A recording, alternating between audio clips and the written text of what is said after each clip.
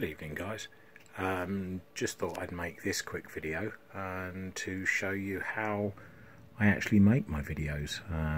Obviously everybody is different on YouTube, but I thought I'd give this a quick go.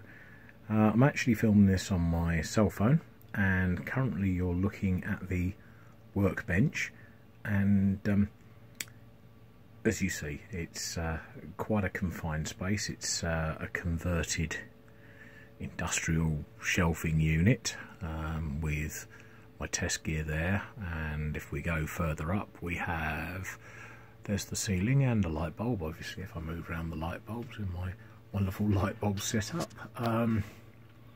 you see I've got lots of bits up there, lights, cables, dim bulb tester, some of my test equipment, various important books, spares, you name it. My light controllers up there, the fog machine, some of the power lights. As I said, oh, there's the box for the high voltage power supply. There's another aluminium box, and if we go round the room there, again more lights. A little 6v6 valve amplifier up there, CD-ROM drive. Behind all of this is some speakers, and that in the middle of the picture now is the audio monitor speaker. The actual workbench speaker is behind and underneath all of this lot, so not the best setup. Let's come back round here. More spare lighting, and parts and parts and more parts and bits and kits, and as you see I try and label things. Then we have, you know, more bits, and then we go down to the bottom of the bench, and there we have the piggy on the printer with a nice identifiable sticker for the LaserJet 4. Is it the 4? It's the 4000, that one. And if I actually come over to the bench and turn some lights on so you can actually see what's going on. Whoa, that flared up, didn't it? Here we have, I say, the working area, and that's pretty much the view you guys normally see. But as you see in my little den of iniquity, I've got the little Chinese GoPro there next to the soldering iron, because I was thinking of incorporating some wide angle shots. Now there's the camera battery on charge and the monitor. So if I take that battery out and fit it into, if I don't knock the slot myself, see if I can, no, I'm putting it in upside down, aren't I? Am I putting it in back to front? No. There's the front, there's that, in past the clip, and yeah. Right, what we have here is, let's put the camera switched on then, and the monitor fired up.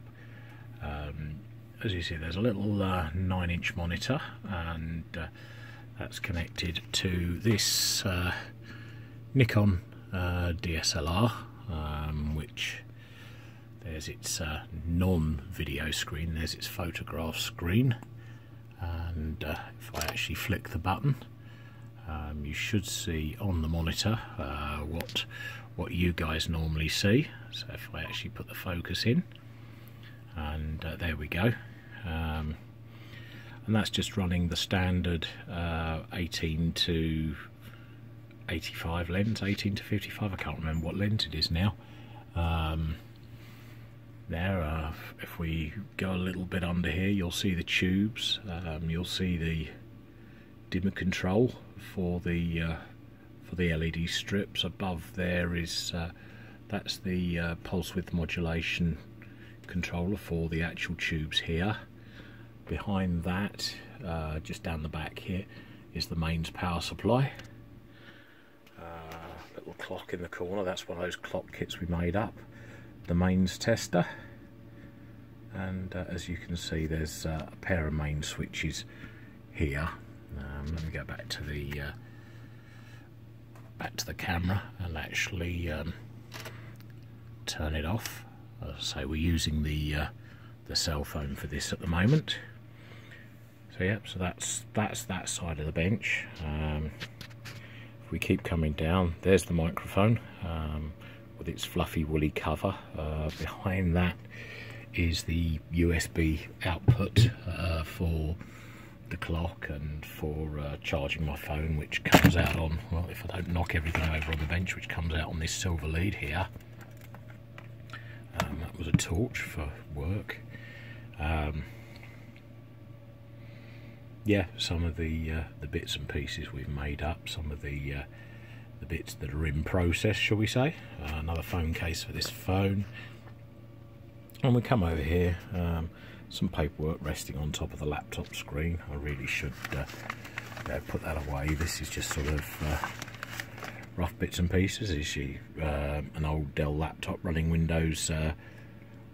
This one's running. And here you can see my charity shop camera.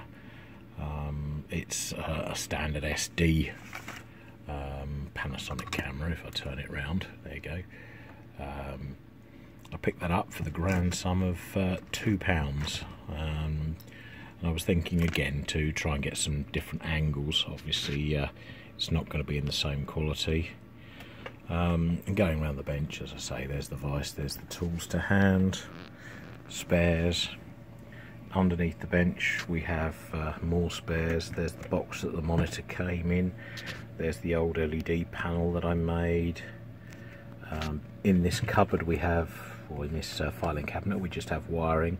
And at the bottom I keep all the flammable chemicals, all the acetones and the other stuff like that. The acetone, the isopropyl alcohol. I've actually got a bottle of sulfuric acid and all sorts of other nasties in there. Really shouldn't keep them together, but you know, when you're at home, what you do is what you do. The other metal cabinet is full of stationery, I believe it is. I haven't been in there for a while. There's the strobe light project waiting to be brushed off. It's not been very good weather here. Another 5-litre barrel, couple of effects pedals, toolboxes, and just general bits and pieces. And the noise that I try and mask in the videos is coming from underneath the bench here, which doesn't have any light on at all. But actually underneath there is a what is it, a 14U rack cabinet with my network switch in it. That there is the main server for our network, with the screen that's just done a reboot after an update. And then what I'll do is I'll bring you, let me turn those lights out, and there we go, back to sort of a warmer daylight. There's the television. As you can see, all the bulbs reflected in there. We actually have a rather weird lighting setup in here because I am rather weird. And more paperwork, just, you know, bits stuffed in, spares. That screen's gone dark now. And then we come over to the mixer and the main PC where I normally work from. As you see, little Alesis Multimix 6. There's one monitor, and that's the main monitor. As you see, it's currently on YouTube because I was watching YouTube earlier tonight. And the keyboard, some of my pills, unfortunately necessary. Yes, that 420 is correct. It is 420 in the morning, which is about normal for me. And yeah, underneath by the back of the keyboard, you've got my ham radio transmitter, a couple of walkie-talkies, 12-volt power supply, the automatic ATU, and the big linear amplifier, a curly wig on a microphone with another little IP camera there. That was another little project, those two speakers in wooden boxes. Yeah, the LED cube, which is looking rather sorry for itself. There's the boxing nun, and my old headphones, lamps, again, you know, more miscellaneous stuff that no good electronics engineer would be without.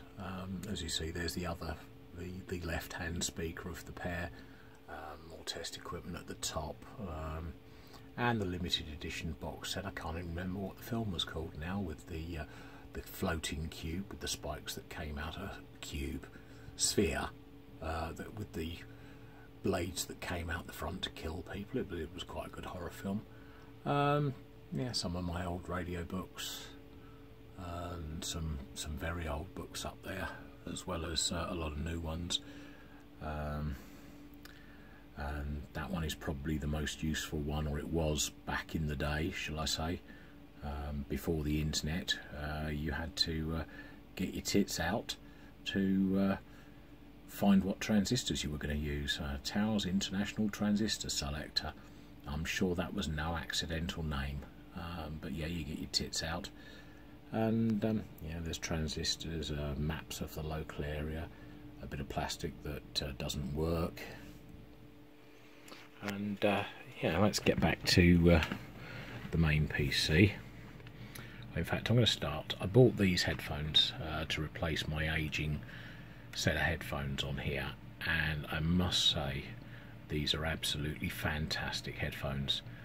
No complaints at all about them. They really do bring out the sound, and I would say pretty much comparable to the Studio Sennheisers I had before. And the reasonable price too. They're not quite the same as the top end Sennheisers, but they're certainly you know, a good studio sound headphones. So as you see, we have pictures of Pumbaa the guinea pig. Oh, these are actually all the movies. Most of these have been taken on my mobile phone, this particular page. I've got all the raw files in a different folder for the stuff that comes off the video off the SLR. And yeah, here we are, the main monitor flickering like crazy according to this screen. Not a high setup rate. Below it, if I just press play on or replay on that video, you see the bar graph display, just so that I can instantly see when I'm doing the editing, as well as the bar graph on the mixer, that I'm not setting my volume levels too high. If I go into the bit of software that I actually use, Premiere, I do like Premiere Pro, and I edit my videos in that at the moment. I've got a short clip of Pumbaa there, which if I click the right button, we can preview to Pumbaa doing some chewing. There you go, nice short clip. Obviously the display is still showing the video that's playing in the background. Normally I wouldn't have anything else running while I'm playing that. Thank you, Musty, for your videos, very interesting. And yeah, that's really about all there is to my setup. It's just a standard. I'm going to get away from that flicker because it's a bit distracting. Yeah, you know, what can I say? That monitor doesn't flicker half as much, and that's the cheaper of the two. I'm probably driving that one on the left closer to the frequency. I've got to check that out actually, because I haven't actually done this before, pointed a camera at the screen. So there you go, the distance shot on my workbench, and yeah, I thought 15 minutes of fun and games, just showing you how I make my videos, and hopefully you found it interesting, as I'm not really in a position to carry on with any of the projects at the moment that I was planning to, so I thought we'd just do a little bench tour. Thanks very much for watching, and hopefully you enjoyed the video. Hopefully it's not too wobbly, because I'm obviously holding it with a cell phone, and we'll speak to you all soon. Thanks very much.